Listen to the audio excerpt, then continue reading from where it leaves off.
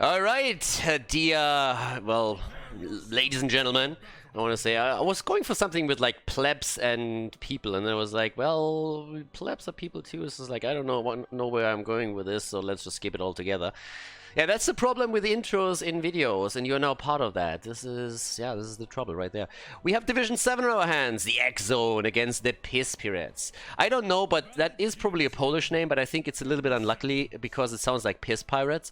So the Piss Pirates are going up against X-Zone in Division 7, and on the left side, the blue team, with Saitama on Sylvanas, Ono Dumus on Arthurs, Cockhards on Dehaka, Marrakesh on Liming. And we have Miloxeth on Brightwing. Jesus, those names! On the left side, right side, the other one. The other left. Maximus on Leoric, Gartic on Phoenix, Kreths on Gul'dan, Ragnarok Exile, very creative, on Oriel, and Zumoboy on Mal'Ganis. Okay, so the Piss Pirates here in red, currently getting dragged along, and is that first blood? Nope, not quite. This is Division 7, so for everybody that isn't quite aware what this is actually the lowest league of the amateur scene in Heroes Launch.gg. So this is all roughly bronze to gold level on average, so we are in for quite the treat here. That was actually a really good escape, look at that! The great escape of 2020 so far. That was a nice one. But yeah, so we're actually in for a game where we're gonna see a couple of very creative talent choices, most likely, a few also more interesting hero combinations throughout the series, I'd assume. And that obviously is not only going to lead us to talk a bit about what people could do in general to improve their own play a little bit, what kind of mistakes are being made, but we're also going to make fun of a few of these things a bit. And since there's always that one person out there who's like, but I'm offended now on behalf of somebody else that I don't know. I have to point out that the players in Division 7 are more than on board with us ripping into them, or me ripping into them a little bit. And nowhere else do I get as many replays sent to me than from Division 7, with the people telling me, listen, can you just rip into ours a little bit? That game was super funny and we kind of want to know how to get better here. And I'm happy to report that a lot of the teams that actually were casted in the past and have then taken to the advice have now improved and are not part of Division 7 anymore. No, they are in Division 6, 5, 4, and why not? Okay. So, at this point, there's a little bit of a camp fight, bit of an aggressive invade here, and Brightwing goes down as usual. The Fruit Fly not adding any value to the composition, but Oriel goes down too, a little bit too far out there. The girl knows how to handle a whip, but she goes a little bit too deep there, and in the meantime, Leo is just sitting topside and saying like, I'm going for all the damage, let's take it down. So yeah, the wall is nearly falling there, so at the end of the day, the red team actually gets a little bit of an advantage. Oh, Orb Talon level 4 already. For Li Ming after she went into the Ether Walk on level 1. I'm already seeing a Khaldor incoming here. Also, Arthurs apparently thinks this is a brawl because he went into Deathlord on level 4. So no traditional build for him either. They're a little bit all over the place with the builds right now. From the red team's perspective, I think the Piss Pirates could have gone for the bottom camp after they did a halfway decent job there in the middle. It's interesting actually that they engaged into a fight over the camp considering that they had Leoric at the top. They should have probably tried to poke, but I wouldn't have gone so far to just like really engage into a full-on team fight for this one. The comp that they're playing here is a little bit out there. I mean, generally speaking, if you're looking at Infernal Shrines, you would more so go into Vala than into Phoenix, because of the extra value she gets with the multi-shot on the map here. And as an outer attacker, she's just a bit superior to him. But obviously on the lower levels, preference picks play a huge role as we're heading into that fight. Only one team, by the way, has taken the Mercenary camp, so that's highly important. The longer the fight lasts, the better for the blue team, since they're going to get some pressure against the top right fort. But over here, Li Ming is trying to get some value too. And Li Ming is not really a hero that you're going to see on Infernal Shrines a lot, because she is just adding limited value on the fights during the shrine, since all of those orbs that you currently just see flying through get usually soaked up by minions. So other mages are normally the better choice here. Gul'dan being an example, another one would be Jaina, just to add two. Even Kel'Thas can be played on the map. But in this case, it looks like we're going to see the kill against Arthas. The Arcane Punisher is also being picked up, but they're not stopping there. The double kill comes in as Dehaka goes down. Him eliminated, and the Fruit Fly is dead again. Big jump and a big mistake here by Marrakesh. He baited the Punisher jump just in front of the gate.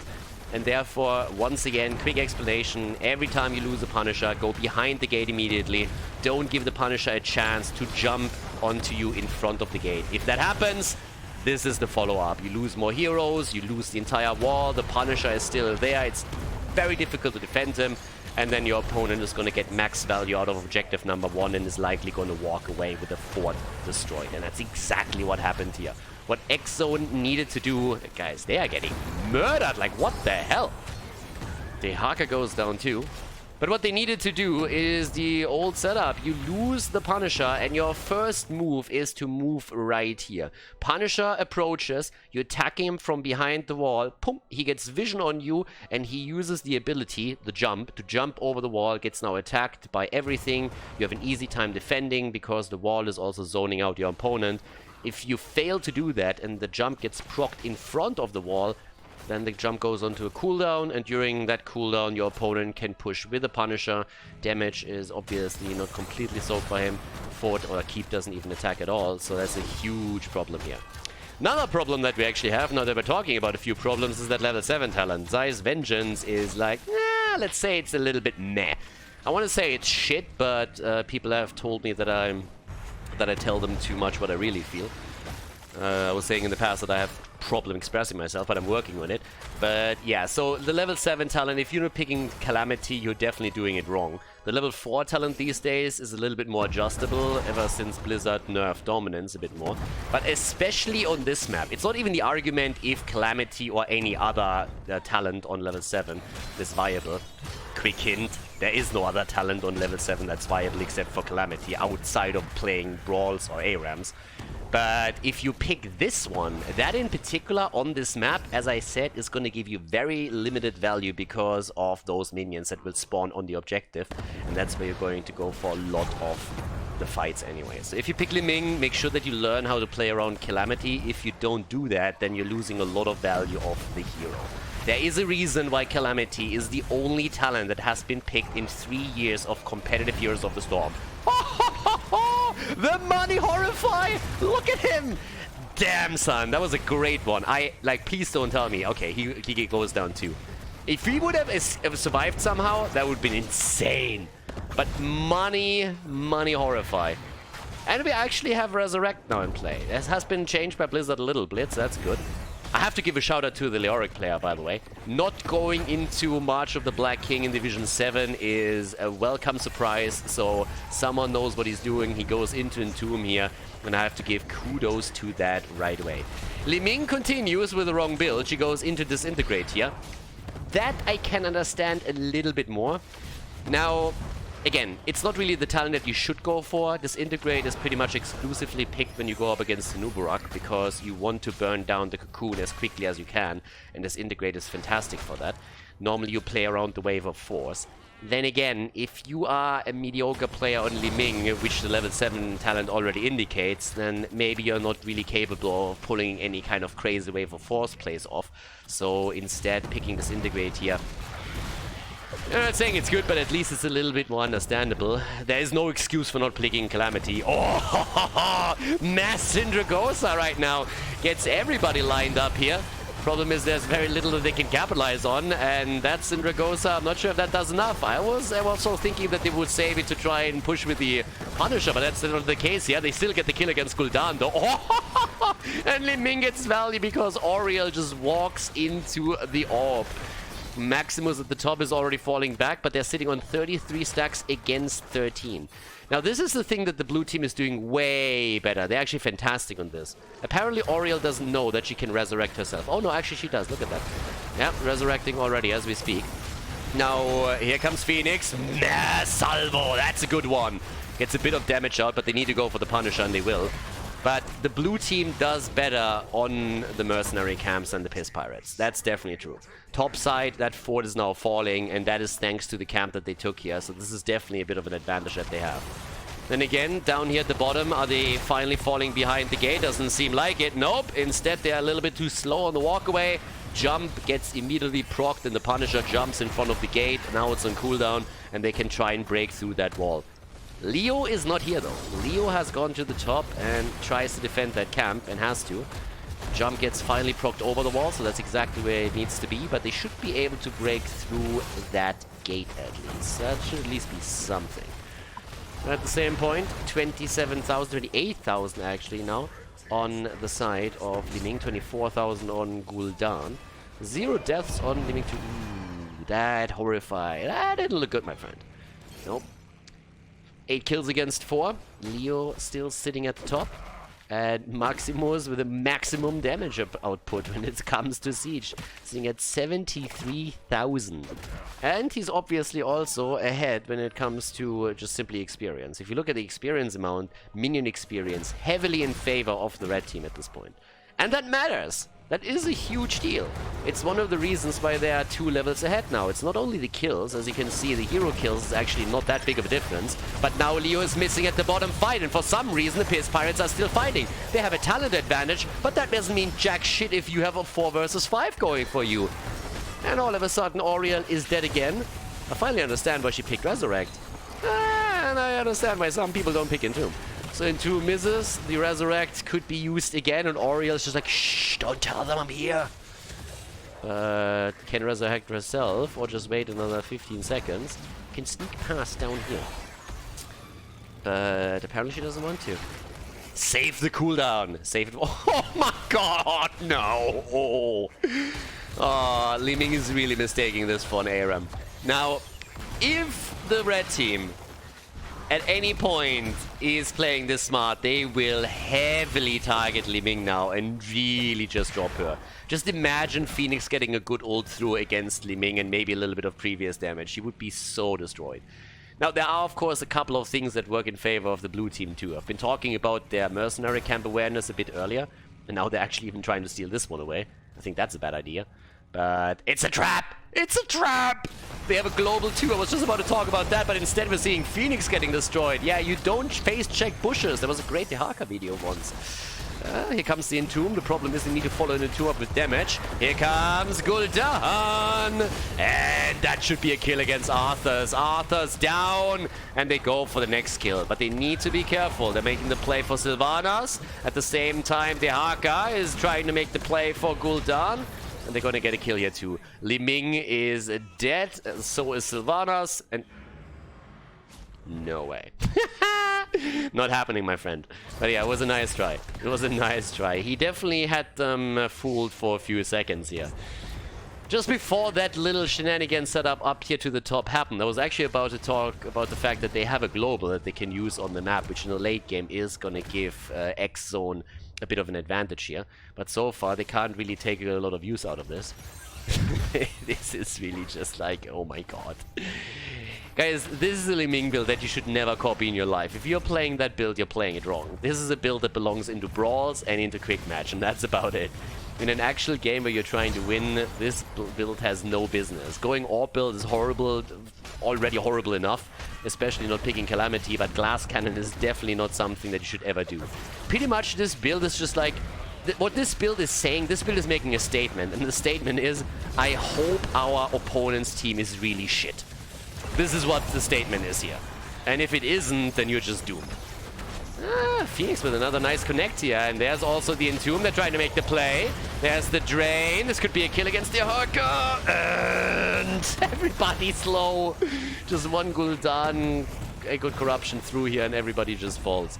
Gul'dan comes in again, and that's another kill against Sylvanas, unless Brightwing has another charge, and the answer is no. 2 down, 14 kills against 6, yeah! Full-on Fiesta here as we go into the damage output from Gul'dan. Starts to skyrocket a little bit. He's at 44,000 right now. They're making the play for Liming, and who would have thought? But with Calamity and not having a burst healer, she dies pretty quickly. So another Frozen Punisher is claimed. This time it was actually the red team that took their camp first and had some value topside to it. At the bottom of the map, a double catapult has homed in on the main structure. I would honestly send someone bot lane to take that. But if they take the keep in the middle, that's fine too. But down here, this is falling eventually as well. They could get a huge lead that would maybe even bring them to take game number 1 here if they play their cards right. So right now, We're having already a little bit of a setup in the mid lane. Punisher's jumping again. There's finally level 16 talent on the side of X-Zone. Li Ming is continuing with the build. At least she's consistent. You gotta give her that. You gotta give her the consistency, if nothing else. Arthur's also, again, with a little bit of a special build that he's currently rocking here, going straight into the Embrace there to synergize with the level 4 talent. But the keep in the middle is gone, and, well, it could be another kill against the blue team. They've already lost Arthur's here, and they lose Li Ming as well. Glass cannon. Glass cannon. Sorry. Felt a little bit under the weather lately. And the core gets attacked too. But of course you need to go for the kills. How many kills do you want? All the kills. And at that point they decide that they don't want to end the game. Not quite sure why. Because it's literally a 3 versus 5 against an opponent that's 3 level behind you. So they could have ended the game here. Guys, here's the thing. If you, for whatever reason, feel you can't end, at least walk down here and take the keep down. So if you want to take anything away from this, like, you have to watch the minimap a little bit and what other opportunities you have. I think here it was an easy play to just go for the core and end the entire game. But if you, for whatever reason, decided it's too risky a move, that you don't trust in your abilities to actually take the core down, and you say, like, okay, we need to fall back here, have a quick look at the other keeps and see if there's maybe something that you can take for free while you're moving back. Now, they have level 20, they're massively ahead, and they should still be able to make all of these plays. But this was a freebie right there. And you always have to think things can go wrong later too. That's a little trap here, not an optimistic one. But then again, if they move down, then of course that would be a nice setup. They're kind of telling them what's going on though. Oh, Li Ming, okay, she takes the side lane here. But yeah, keep falls. Blue team had a little bit of a chance, I want to say, to push this out. But they of course don't want to end up in a fight against level 20 talents either. So, with the keep now eliminated, you shouldn't push in here. I mean, the only difference that we have now with this push is that it's, instead of a 3 versus 5, it's now a 5 versus 5. The advantage that they have is a Storm Talent. That is not enough to make up for that if you're comparing the two situations. So instead, go for the camps, steal this one away, go over to the right, take this one too, wait for the next objective, play around that a little bit, maybe have Leo push out the top lane slightly. You can time the camps too. There's no way that X-Zone is getting level 20 before the next objective spawns, so at this point you just have to be patient.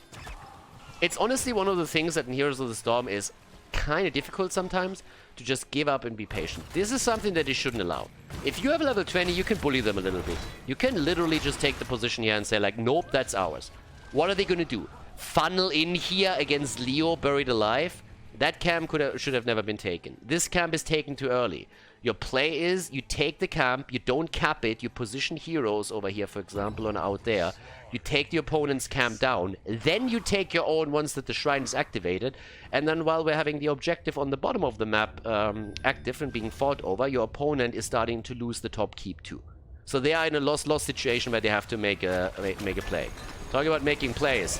Yeah, Arthur is trying to make one here with Syndergosa. The Horrify was maybe not needed, but the kill is there regardless. So that's a 5 versus 4 in their favor. Now they can make the play for the all-deciding Punisher at the bottom of the map. And on the damage output here, what do we have? 54,000 and, yeah, 61,000. That doesn't help you in any way, though, if you're dying in the crucial team fights all the time. Which was literally where those 3 deaths come from. Again, also showcasing here once more that all she got was a couple of minions and she didn't get any damage against heroes because the orb gets sucked up by those minions first. In this case, at least she connects with Phoenix, so that's something. But they're already at 26 against 5. Up at the top, again, this is where the blue team excels a little bit. The Piss Pirates are definitely not savvy when it comes to that particular play around the objective around that. Brightwing with a little bit of a suicide mission here, trying to commit Sudoku by jumping onto the Arca here, and nearly succeeds. Well, actually might still succeed. Look at that, Melganis comes in and says hello. So does Phoenix. Li Ming nearly died to the ult, but the Punisher's already taken, and it's an Arcane Punisher right here. Yep, 19 and a little bit more, so they didn't wait for Storm Talents, now they have to deal with that. Top side as Li Ming dies. This is where they at least find some value, but of course this should be the end of the game right there. At least level 20 for X-Zone, but game number 1 was a bit of a lesson in what talents not to pick, at least on the damage dealer side. Arthur's is down now too. And, well, with that, we have the core attacked, and this should be game. So, GG and played by the blue team, by the red team, as they take the lead in this best of 3 series here in Division 7, and nicely done. So, GG, let's jump straight into game number 2.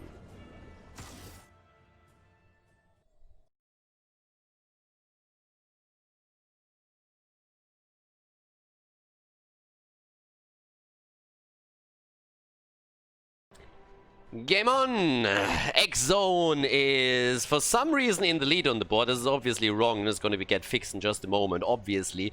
They lost game number 1. It was the team on the right that was successful, as also now reflected on the scoreboard. But as it stands, just to reiterate this again, we are on Alterac Pass, and on the left side, Saitamaza on Sylvanas. We have Onur Dumus on Muradin, Kokardas on Imperius, Marrakesh on Gul'dan, and Myloxeth on Oriel.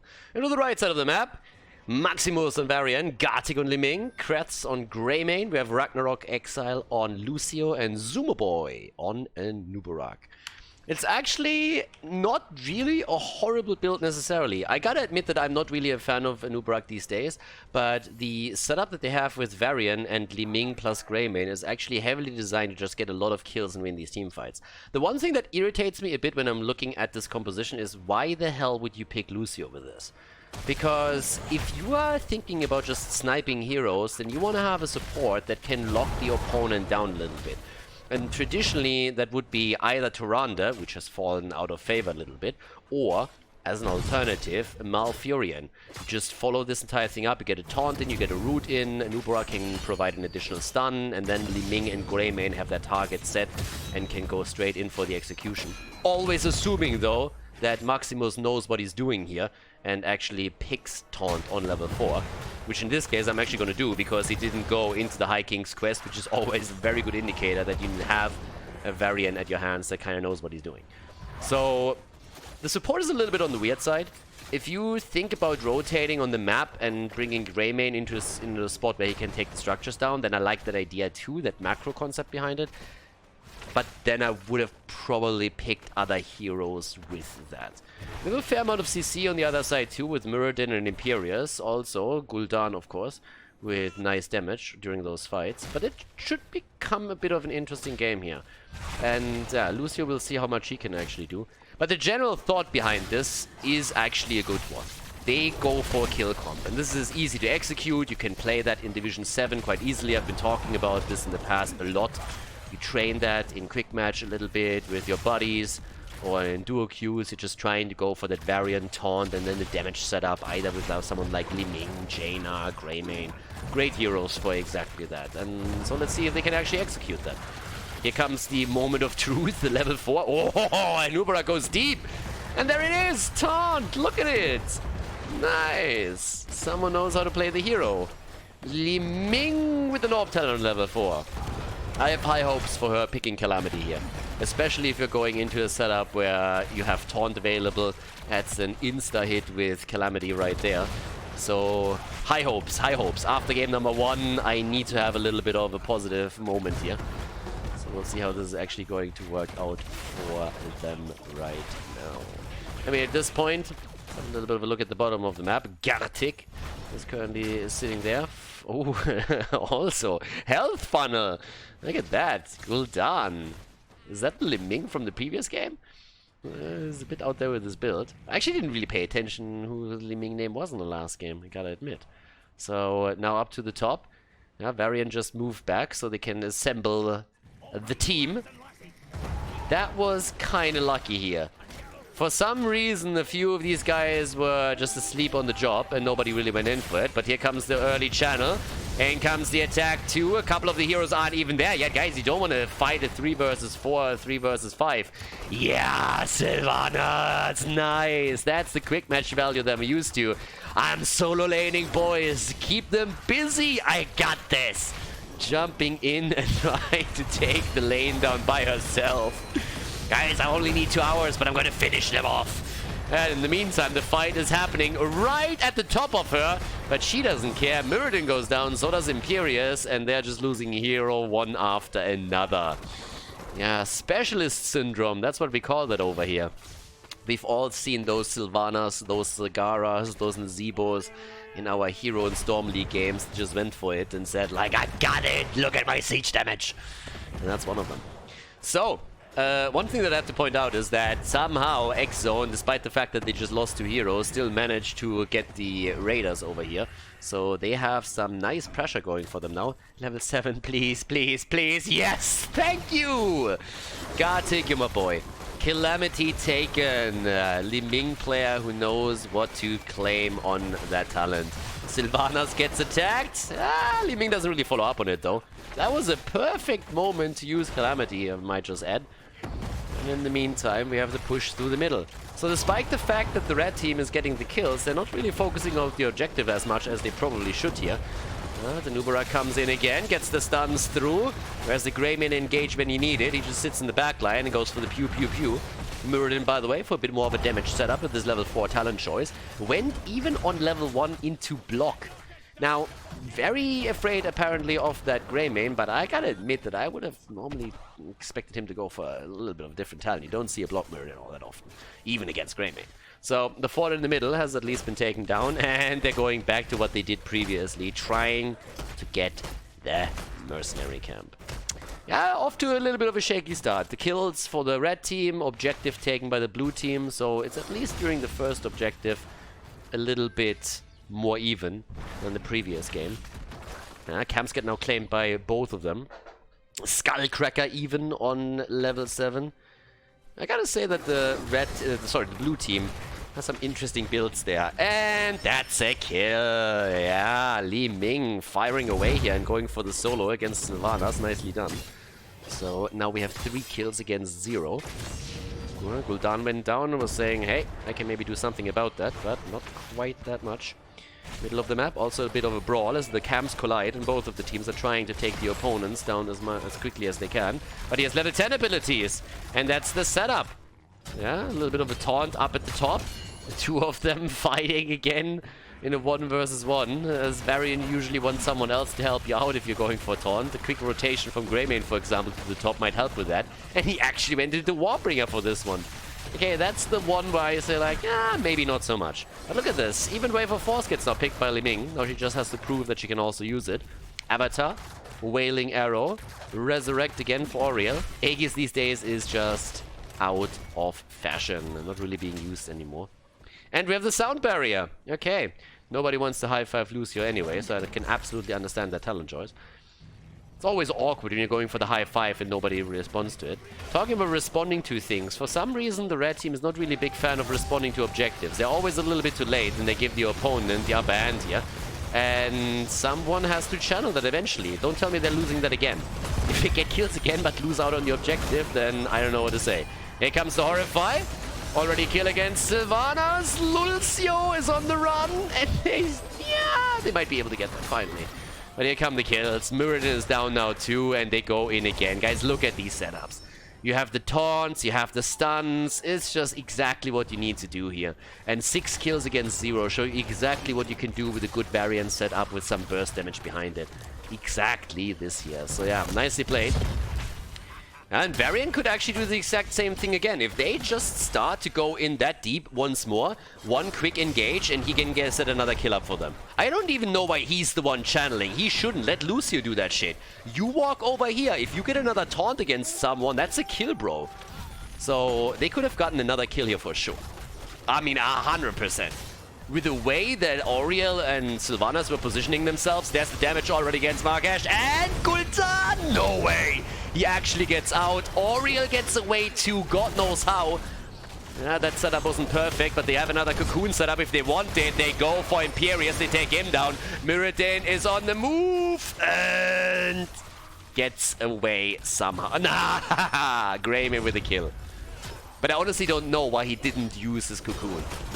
You can just simply cocoon someone and wait for Varian to have his own cooldown back so that he can just lock them down. So they could have done even more than they did.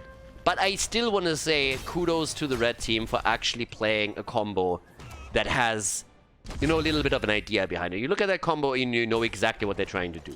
It's exactly what I've been talking about so many times. You're trying to go for a kill combo, you're trying to get the kills.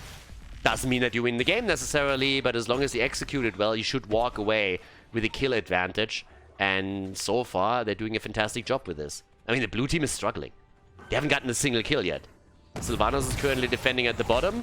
Over here, a bit of a setup, but the taunt is in, and that's a kill. Li Ming comes through right away. And that's exactly what you need to do. The taunt, the follow-up, bam! Double kill. Imperius down as well, and they're starting to push the top lane. 10 kills against 0, level 13 in their hands, 1.5 level lead. Bottom of the map, Sylvanas going for the defense. Muradin, for some reason, is in the mid lane, trying to solo this too. Muradin should never be in that spot. Never. The dwarf has no real wave clear. You need someone else in that position. Either you send Imperius down into the middle, or one of the damage dealers. Those are your choices, but Muradin belongs with the rest of the team towards the top. Know which heroes you send onto which lane. And never send your main tank if he doesn't have any wave clear in that spot. It does not help you. Sylvanas is doing what Sylvanas does. She's still saying, like, boys, distract them. I got the bot lane. But Gartic is already straight up here. Yeah, over in this case, unfortunately for them, Varian wasn't there for the taunt. Need to be a little bit careful on how deep they go. It's still level 13 versus 13 talents. You don't want to fight this if you don't have all 5. Guys, you're 4 versus 5 here. Sound barrier is actually good. Nice spelling arrow, by the way, from Sylvanas. That forced them to retreat. One Stormbolt, and that could have ended it very, very differently. But well, let's take a look at the damage output here, too. So currently we have Li Ming on 28,000. We are seeing a massive amount of wave clear, by the way. She spent a lot of time on solo lanes in this game. Not really involved in every single team fight, which also explains, of course, the lower damage than Greymane, who's pretty much been involved in all of these fights, with one bullet after another. Imperius, as the side laner, sitting on 37,000 now as well. The only hero on the blue team side that hasn't died yet is Gul'dan. And, well, it's time for bosses. Alrighty. One at the bottom, one at the top. The two of them are going to go straight in for the trade. It's going to be a bit of an advantageous situation by the smallest of margins for the red team, because at the top lane where they currently take this one, there is no fort anymore. So the boss at the bottom of the map will have to go through the remaining HP of the fort, whereas this one is going to home in onto the keep directly. But it's about the objective again, and it's spawning in another 14 to 10 seconds. So this is the moment to rotate back down and try and make a play here. Dwarf with a little bit of a jump, I don't know why, because now it's on cooldown, and if he gets actually stunned out by someone, then he's going to be in trouble. There's the taunt, and oh, the Horrify saves his ass. Wow, that was close. That could have been bad. They get the Imperius, 11 kills against 0, taunt back up in a couple. Resurrection, and he comes in from behind. Greymane. That could be the first kill of the blue team, but instead Li Ming goes in with the Calamity kill against Oriel. Has to move away now, and is not able to make that play. So now we have a 4 versus 4 on the map, but level 16 talents, and a massive, massive push at the top side is forcing X-Zone to defend. Yeah, talking about defense, we see the same thing down here. But this one, holy shit. Oh, yeah, we saw that. We saw that. Saitamasa nearly dying to the boss, and that keep is up for grabs whenever they want it. Sylvanas saves it for now, but if Greymane just looks at that thing the wrong way, it's going to crumble. I can tell you that much. Okay, so with that, we're actually also taking a bit of a look at the remaining talents. Okay, now we have the Mirror Ball over here. Why would you go for Cannoneer? Alright, not quite sure what exactly that is about, but yeah, outside of that, the bill is pretty sweet. Also, Epic Enter has been taken as well, so that Anubarak can epically enter the opponent's backline and get the stun out there. Best talent on level 16. There is no other Anubarak talent on level 16, in case that you're wondering. This is the only one. And again, they're ignoring the objective. Honestly, I am starting to get a little bit of an aneurysm. Because for some reason, the red team just doesn't like objectives. They're just like, yeah, fuck it. You do without one. Dwarf launch. I'm not sure I agree with that choice. Here comes the stun again. And they're going for the play, but Lulcio is down. And so is Sumo Boy. Yep, that was a good setup this time from X-Zone. They got a little bit too cocky here, and now they lose 3 in a row. 4 heroes down, and that's another objective about to be taken. Yep, the blue team is all of a sudden getting a bit of momentum here. That's a little bit too cocky. Especially with Lucio not even popping the sound barrier. The engage also without Cocoon, without anything really.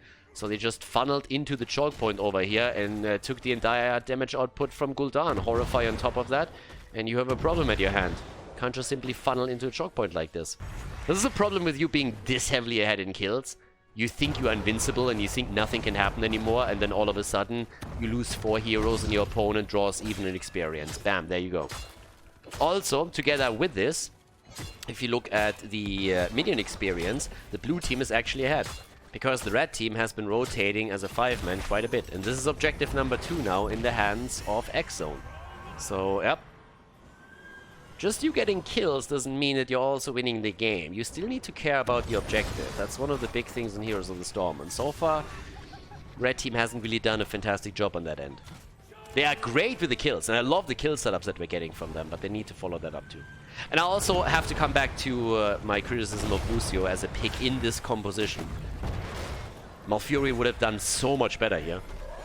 Any other hero, honestly, with not only a burst heal, but a little bit of CC. Even Rhaegar, honestly, with just the totem and a 16 would have done fantastic here. But they're going in for the action again. Horrify once more. They're trying to make their play.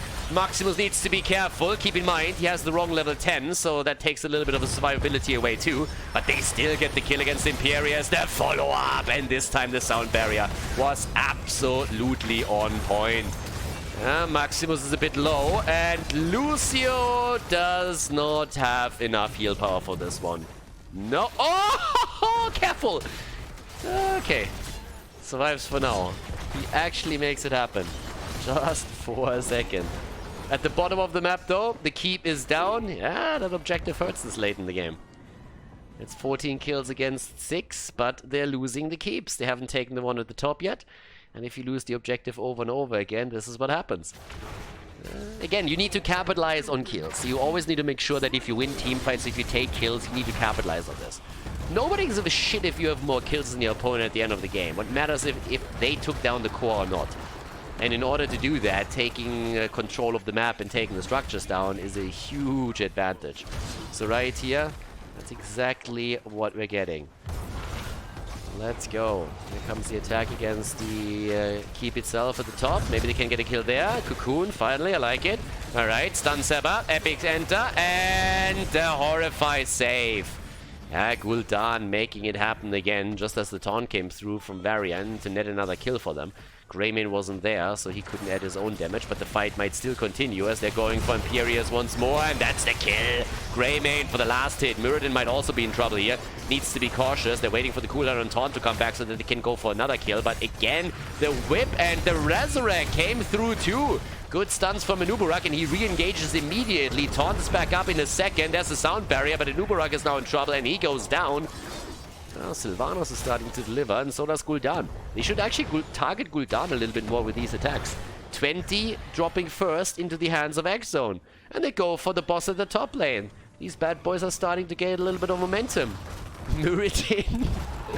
I mean, he has a little bit of a build that is out there. He went for the Unstoppable Force here instead of going into the Rewind, for example. We now also have Light Speed, so even more revives ready. Li Ming in the middle of the map. I don't understand why Li Ming is the one always taking care of these situations and not Greymane, who just is predestined to take those waves down. Also on the other side now, glory to the Lions. By the way, Gillian Roulette taken right here. Cooldown reduction is a little bit nuts on that one. So he could get a lot of damage in those team fights if he plays his cards right. At the same time, the Demonic Circle. They have to deal with the boss first.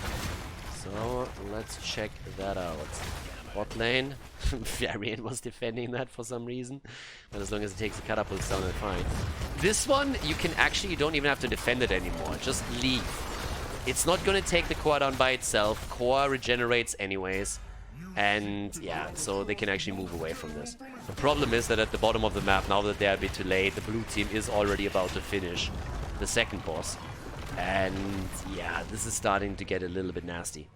They have to win the team fight again, and they have a good chance of making that happen. But let's go. Here comes the setup. No, they funneled into the point and they face checked the bush. No, guys, they might actually lose this now. Muradin jumps in deep. There's the sound barrier. Doesn't get the Stormbolt through, but with the boss pushing in a 5 versus 3 setup, I don't really think that they can stop them any longer. Think about how this game, and they're still ahead in kills. 15 against 9. They crushed them in the early game. And now, all of a sudden, they're losing the important fights in the late game. And that might just be the end of it. In comes the attack against the core. And ladies, this is lights out. Yep, there we go. Late game sustain, just not enough with Lulcio here. Even with the sound barriers. And that is it. GG, as we are heading into a third game of this Division 7 series here. And, well, let's head straight into the final map.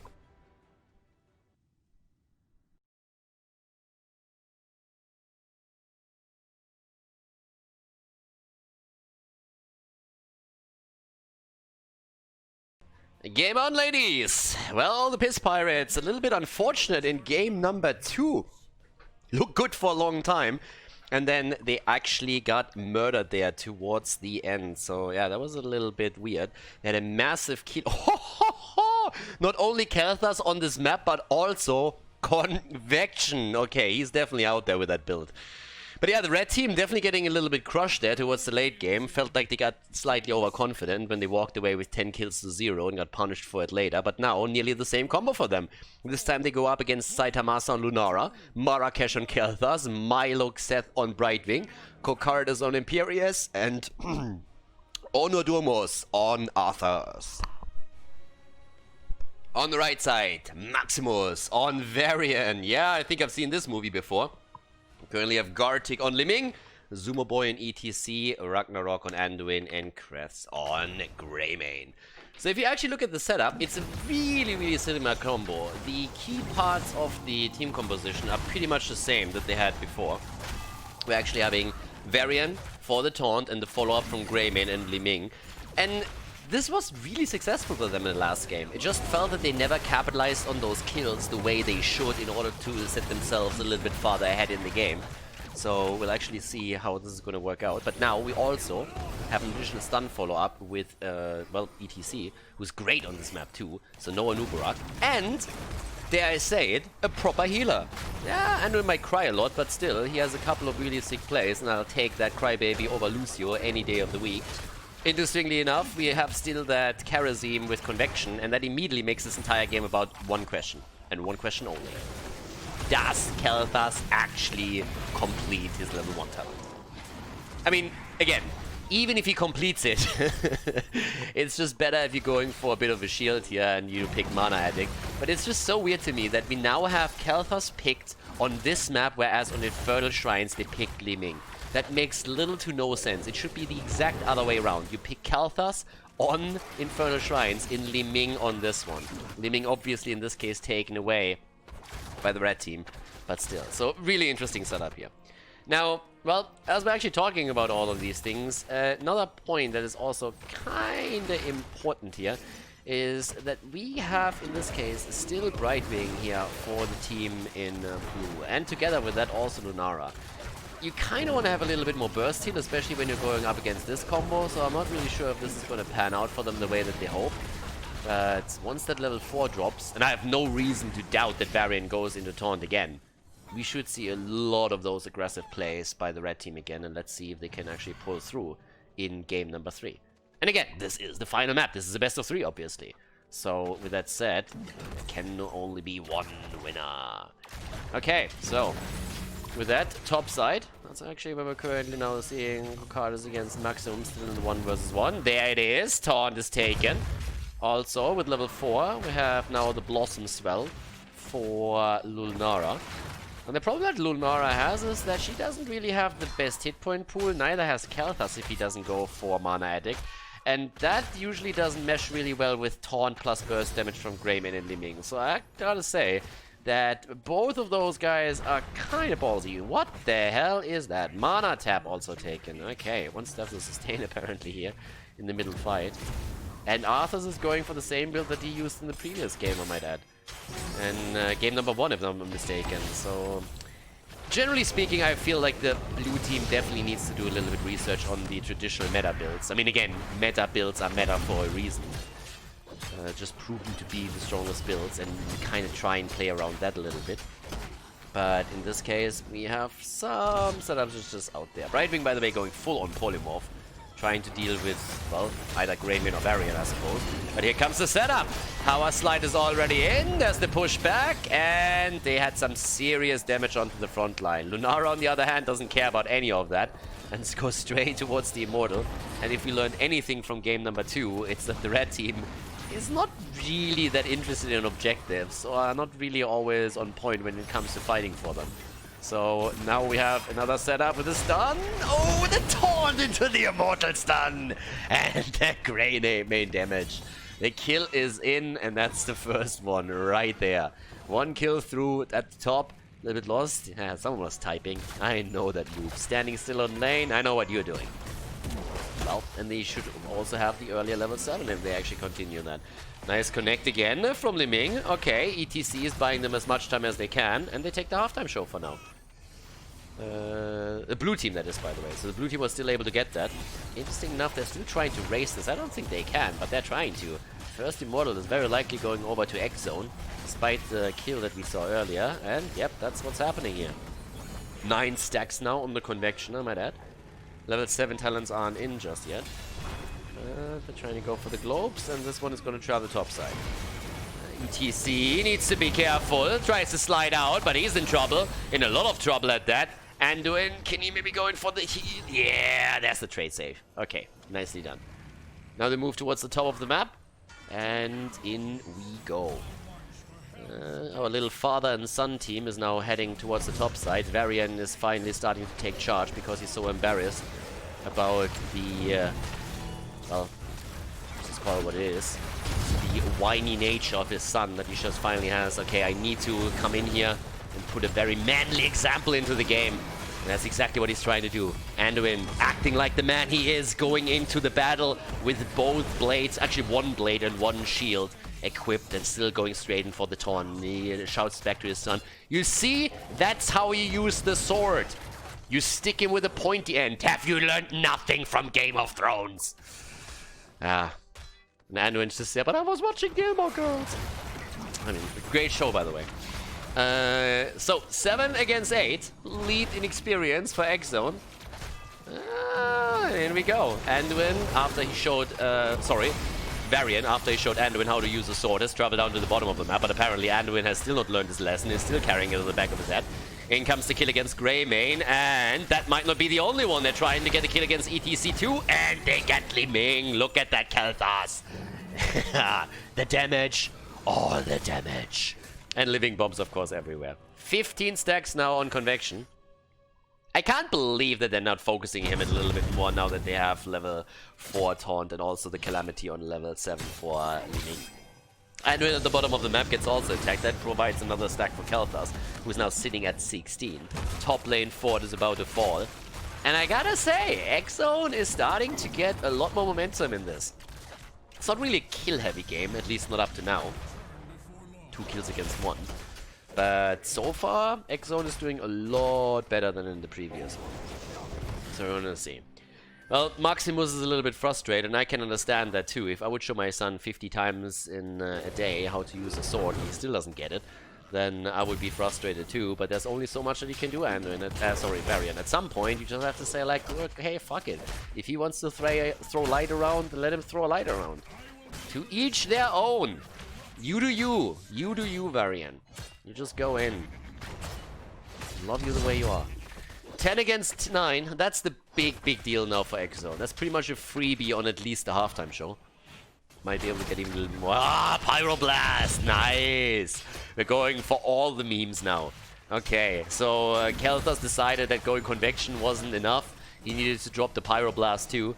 I gotta admit that I have the slight suspicion that some players on the blue team are high and think they're playing in ARAM. Because if they play in ARAM, a lot of these builds would make a whole lot of sense. But if they don't play a Brawl, then I'm not quite sure. But hey, on the other hand, they're currently winning. The question is just, can they actually win the game? 17 stacks. This is the moment when you're being afraid for your Kel'Thas player, because that's normally when they're starting to YOLO a little bit. And talking about YOLO, look at Varian. He's just like, screw it, I'm topside. Level 10, any second? Maybe, maybe not. Halftime show. Oh, Varian, no! He was so young. He's too young to die. There's level 10, the leap, and the kill. Yep, no taunt, no glory in this one. Ah, they're actually still trying to fight, and Lunara is trying to deep push, so this is a 4 versus 4 for now. And he's going straight in for the Syndragosa again. 19. He's on 19. Guys, if he dies, I'm gonna die of laughter. Nah, he's definitely gonna go for it. He has the 20. He has it. He has it. We all know that he has it.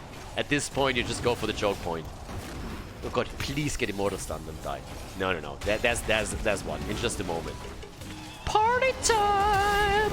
There's the quest completed, and the bubble from Anduin. Nice play, baby.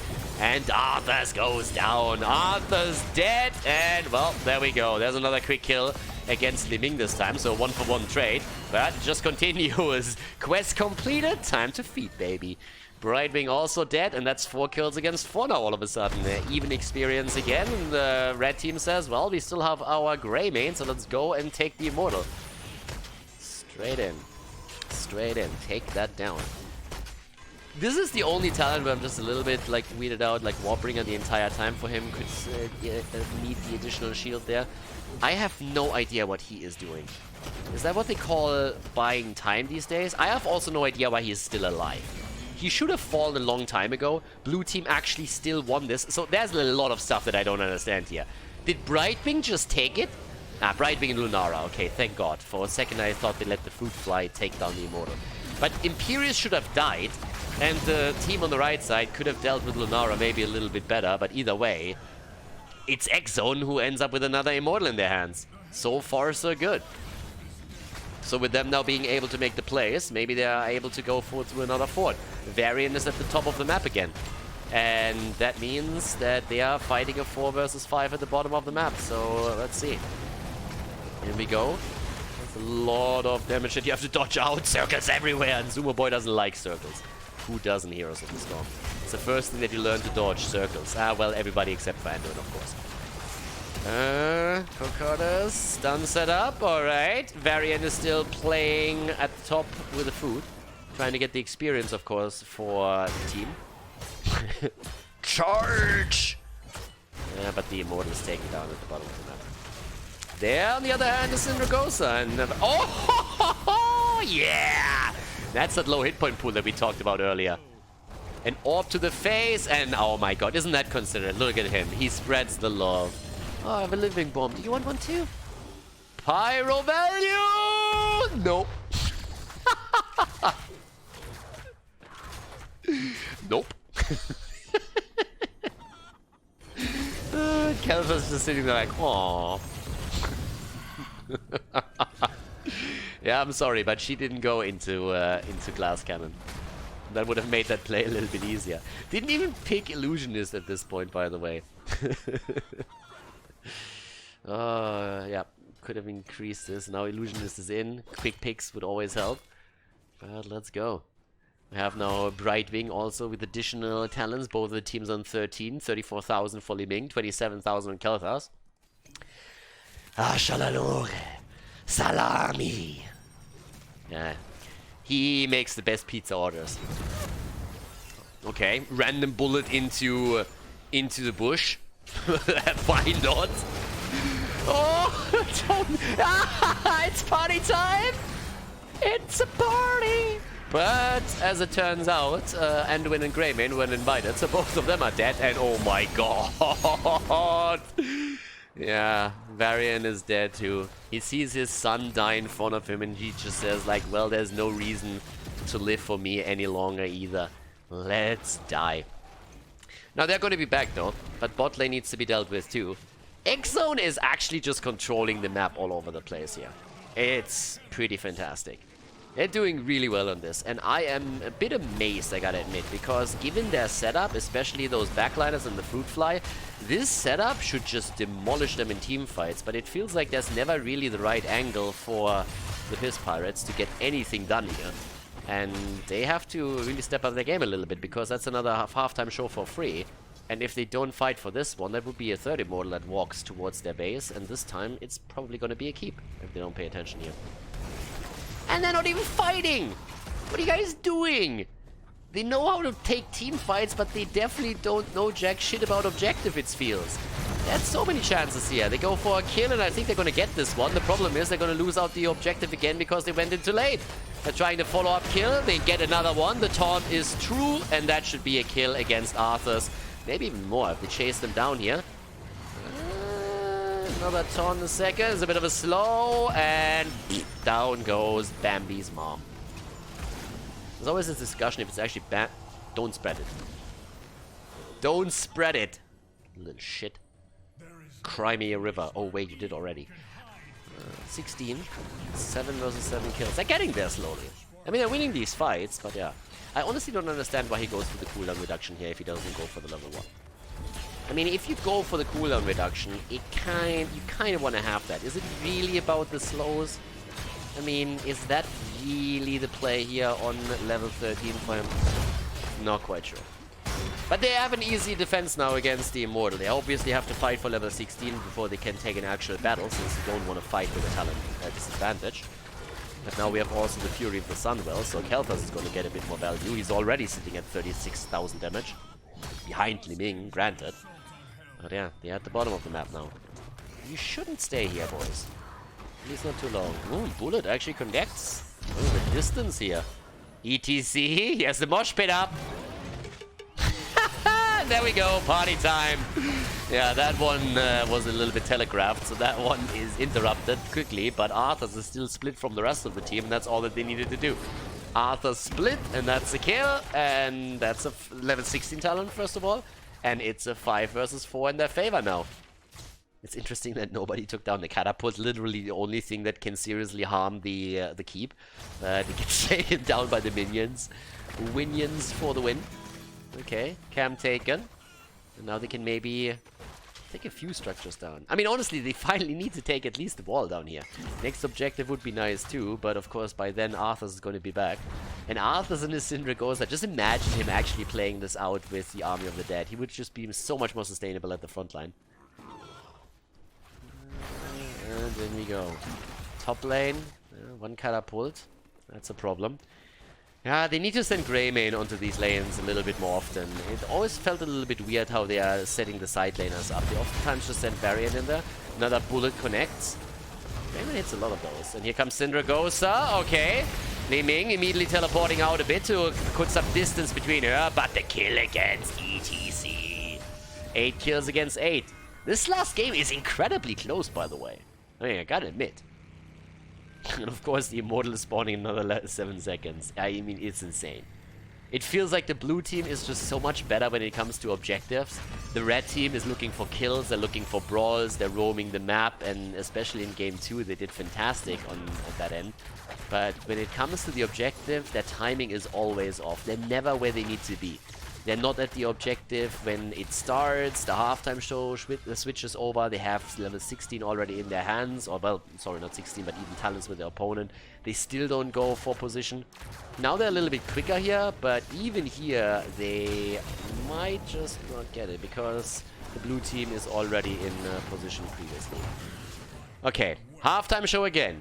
That's the moment. You have a 5 versus 5 in your hands with even talents. If the red team doesn't man up, then it's going to be lights out, because X-Zone is starting to claim the map. They have camps pushing every single lane, and they want another objective. There's the setup. ETC has the mosh pit. They're trying to go for Khaldor this time. It's the backline they're interested in, but they're zoning them out once more. And Lunara is just in this I don't give a shit mode and just hammers away against the Immortal. Yeah, Imperius goes down, Gardic is still alive, they're trying to make the play for Arthur's, and nobody gives a fuck about Lunara! Lunara literally does nothing but attacking the objective, like nothing else. She does nothing else. Does she even have hero damage? I don't even know. There's the taunt, could be a kill! Ooh, talking kills, keep at the bot lanes down, Varian! Oh, ho, ho, and the double kill. Li Ming finally had enough of Lunara and is deciding, okay, I'm gonna go for this one. Bottom keep has fallen though, so that's a problem. 11 kills against 11. Gardic is still alive here. Where's the Lunara damage? Look at this, 29,000 only against heroes. She doesn't care at all about that. Oh, calamity value right there, and... Now we go, now we're talking. By the way, in this case, we actually saw... No way. He would have gotten double kill, it would have been amazing. Yeah, top lane is now also pushing, but the red team finally has an opportunity to maybe go for the immortal. But yeah, it's just all over the place, this game. I absolutely love it. There we go. It's keep coming. Greymane is back. That's the big one. Yeah, they have a 5 versus 4 for a little bit longer once that Kalthas is back. But Li Ming is already firing away. Fantastic hero on the map for exactly that reason. Can always poke from a distance, and your opponent has some really bad choices to make. Now they need to move in. That's the play. 5 versus 4. If you don't get an immortal now, then you're never going to get one. I can promise you that much.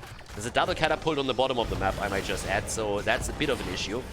Core is going to lose shield soon. Actually, there should be a minion wave spawning in a second. Those are going to take down the catapults, so the red team gets a bit lucky here. They're still not fighting for this one. They're going in with Greymane, and they get some serious damage in on it. Yeah, come on. There we go. Syndragosa, maybe a second too late. There's no follow-up just yet. Oh my god, the triple! Nice safe attempt! Mosh pit! Where is it? No party time. No time for a party, apparently, on the side of ETC. Doesn't have the cooldown there either. Greymane down, Arthur's down, Imperious goes for the solo! And goes down. And finally, some Pyroblast value. Look at that. Finally, a useful level 10 move from Kalthas. I mean, it only took him 19 minutes, but hey! Yeah, with level 20 talents, we also have the Flamethrower now. And we also see the Boundless Stride. I mean, to begin with, I probably would... Oh! It's a party! Well, and everybody is there and wants to join. Well, except for the second wants to jump into Death's Advance. Arthas is trying to turn himself into a race car. Maximus is catching all the circles.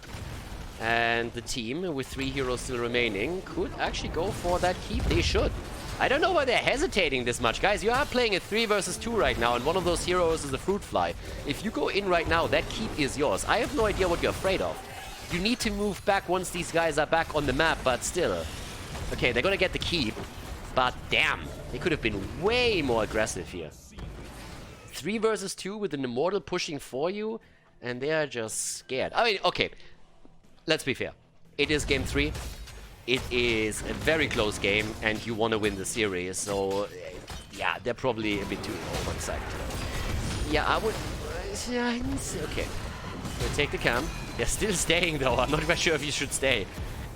Especially with Greymane going for the camp. Why are you fighting a 5 versus 4 with that? Ah! He's actually getting out. Oh my god. Graham is just like, boys, I would really like to join you, but I have more important things to take care of here. Alright, Arthur's in trouble, and Arthur gets taunted and goes down. Ah! Have a wild prediction to be made. He's not gonna die. But ETC at least is. So ETC goes down. This game, it's the gift that keeps on giving. 15 kills against 16. Keep down for both teams at the bottom of the map. Are they trying to end? Please do. Are you serious? 4 versus 3 and you're trying to end? Okay. Surprise me. Dazzle me. Well, get Greymane. Yeah, that was a little bit late. They're still not gonna end this one. Okay, that was interesting. They could have de-pushed the top lane in the meantime. They could have taken their own camp over here. They could have taken the advantage over there. Did nothing of that. Instead, they just moved for the core in an endeavor that I would... I mean... I'm putting myself out there, but I am going to say that from the beginning, they didn't really have a realistic chance there. They still win another halftime show because Greymane is still dead. Him dying was actually a problem. That should also not have happened. But once again, it's the objective for them. Arthur sits topside. Well, actually, the halftime show for them. They haven't won the objective yet. You can still play around that, especially with Arthur's being visible here. Here they go. ETC. Yeah, okay, he is zoning Mosh. Zoning Mosh. No damage there, but he zones them.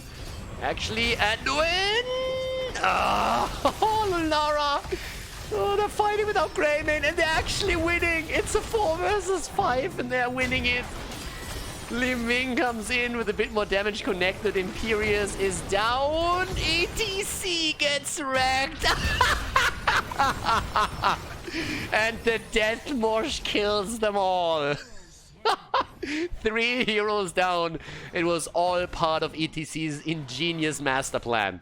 That was not him dying. That was not him getting stunned in a flame strike. No, no, no, no, no, no. That was his plan all along. And they're going for the core. 4 versus 1, and they go for the core. Yeah, they have 42nd, and they have Greymane. So with Greymane, yeah. There we go. Don't spread the living bombs. Hot tip here from Papa Khaldor. Don't spread the living bombs in this one. Why are you not in walk-in form? Alrighty, tries to go in for Kel'Thas, but either way, they're going to take this. 121,000 against 103. Another massive Pyroblast value. Kappa. And that's game. Look at it. Yeah, the red team, they actually win this one. 21 kills against 17. And a hot series in Division 7 ends on Battlefield of Eternity with a victory for the red team with a 2-1. Nicely done. GG.